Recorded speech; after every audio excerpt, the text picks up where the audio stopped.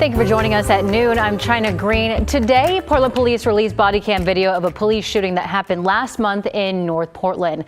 This is the first police shooting where officers were wearing body cameras since PPB launched the program in June. Now, we want to warn you here that you will hear the sound of the bullets, but you will not see the suspect get hit. So this happened on August 24th around on Portsmouth Avenue near Lombard Street. Police tell us 52-year-old Robert Seeger had a handgun, knife, and a hammer and was shouting at officers to shoot him. The edited video doesn't show all of the conversations that led up to the shooting, but after refusing to listen to commands, a first PPB officer fired one less lethal round. Around 10 seconds later, a second officer fired shots from his rifle. Hands up! Hands up! Okay. 40, 40, 40! Hands up!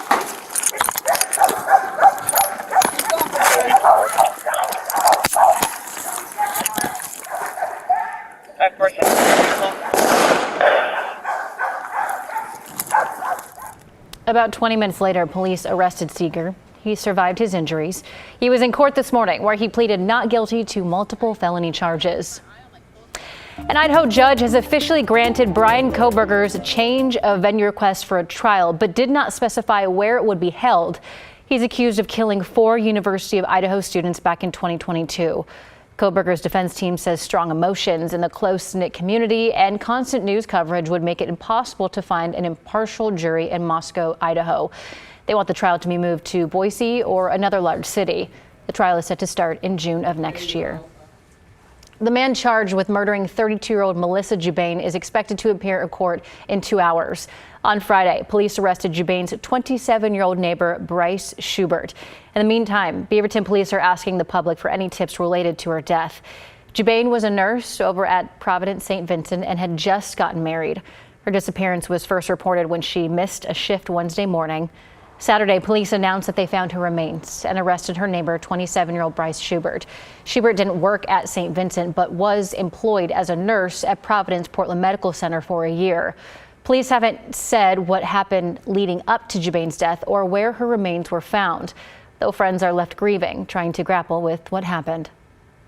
I just miss her energy. Anytime you were around her, she was just like such a light, and especially, just, again, the fact that she was a nurse, that it's just such a selfless career, and that just speaks to the person that she is and the heart that she has. Jubain's college, the University of Portland, held a remembrance for Jubain yesterday.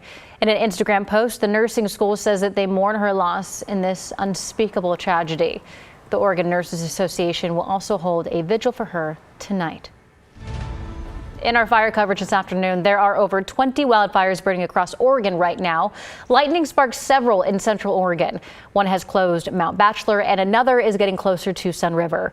Firefighter crews from several different states and even a couple different counties and countries are now helping to fight these fires. KGW's Celine Stevens brings us an update. We've seen fires popping up all over, just about every corner of the state.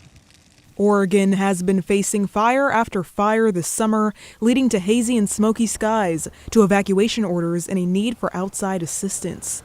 The Northwest Interagency Coordination Center says there's about 24 large fires the state is currently facing now, leading to the area being under preparedness level 5, meaning the Northwest, it being the #1 priority in the nation, it focuses on resource allocation that comes across our borders, basically from the other states, and we're prioritized to get those resources. Carol Connolly with the Northwest Interagency Coordination Center says those fires make up around 500,000 acres. She also says thanks to the state getting over 800 lightning strikes this weekend, they are tracking several new large fires in the central Oregon area. We're going to pick up what we call holdover lightning fires.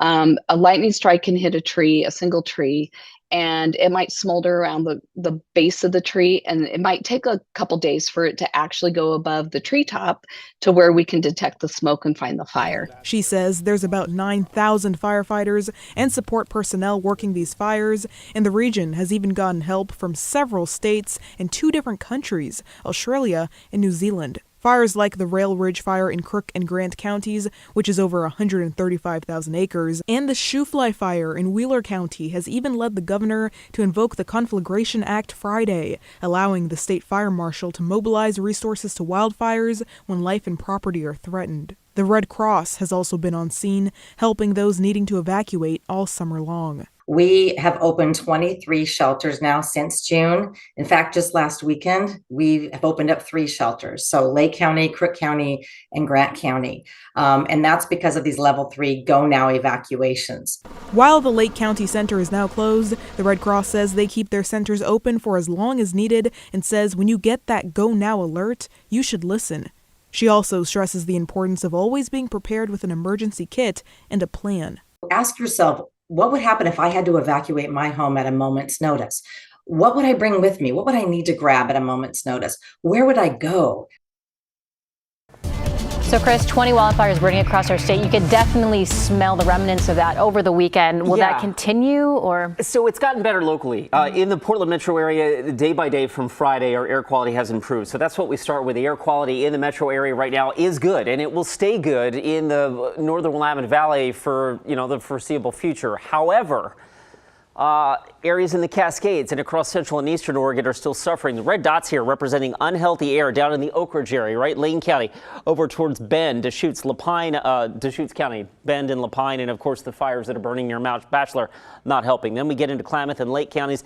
Harney County right now near the Burns area has had terrible air quality throughout the morning. As we look south from our Timberline camera, you can see off in the distance that haze, and that is generally all wildfire smoke. Up top, there's obviously some contrails and some high, thin, wispy clouds. But I wanted to show you that while the morning cloud cover here in the valley has burned off to reveal sunshine here in Portland, let's zoom in a little closer into central Oregon and the Lane County Cascades. You can see all these streaks of clouds, what look like clouds. It's actually wildfire smoke, and that continues blowing out across central and eastern Oregon. That's what our smoke modeling continues to show over the next 36 to 48 hours. So no big improvement there in the next couple of days.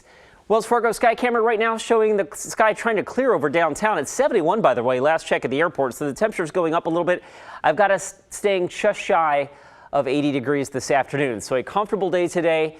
There's rain in my 7-day forecast. Stay tuned for more on that in just a minute. But first, I want to give you a traffic update with a major alert along the Oregon coast. US 101 just north of the Seaside closed early this morning because of a serious crash. We don't have a lot of details on this, but ODOT dispatch told us that someone or people were life flighted from the scene. At the noon hour, US 101 is still closed at milepost 24. I can show you some of the backups here on the traffic cameras in Clatsop County. Emergency officials are asking people to avoid US 101 near Highway 26. Traffic is backed up into Seaside and northbound out of the Cannon Beach area. China, we don't have any idea as to when this is going to reopen, but we'll certainly keep you posted. All right, Chris, thank you. To our other top stories this afternoon, Clackamas County deputies recovered the body of a Beaverton woman who went missing in the Willamette River last weekend. The sheriff's office identified her as 34-year-old Cortland Fricker. The search started last Sunday after a caller reported that Fricker fell off a boat and did not resurface. On Saturday, police in Astoria arrested a man for murder after they say he stabbed someone to death at a homeless shelter. Officers responded to the Helping Hands Outreach Center on West Marine Drive sometime after 2:15 Saturday morning. Witnesses reported seeing 58-year-old Stephen Foxon stabbing the victim. That victim was taken to the hospital but died from his injuries. Foxon was arrested and charged with murder. Anyone with information should reach out to Astoria Police Department. In Washington, the person convicted of shooting and killing a Freeman High School student has been resentenced to 25 years to life. In 2017, Caleb Sharp, who was 15 at the time, opened fire in a hallway, killing Sam Strahan and seriously injuring 3 other students at a high school in Rockford. He was sentenced to 40 years to life in 2022, but in April, the Washington State Court of Appeals decided that sentence was too long, prompting a resentence. The wounds from that day remain deeply painful. This, coming here and doing this again, very painful. I'm here for Sam, and I will always show up for him, regardless of how much this hurts me. But it bears repeating that this nightmare will never be over. There are long-standing wounds that won't heal because they simply can't. At the end of 25 years, Sharp can petition for parole. A Northeast Portland neighborhood is fed up with nearby homeless camps that started 2 fires 2 days in a row. They happened on September 6th and 7th in the Rose City Park neighborhood. We spoke with one neighbor who says fires are just the start of this. They're also dealing with trash, crime, and prostitution. I feel an immense amount of rage at this situation all the time. And ultimately what it boils down to is me and my family are going to leave. We're going to leave because, you know, they obviously care more about these homeless people than they do about us. Harrington also says he's contacted the city many times with no resolution and is considering legal action.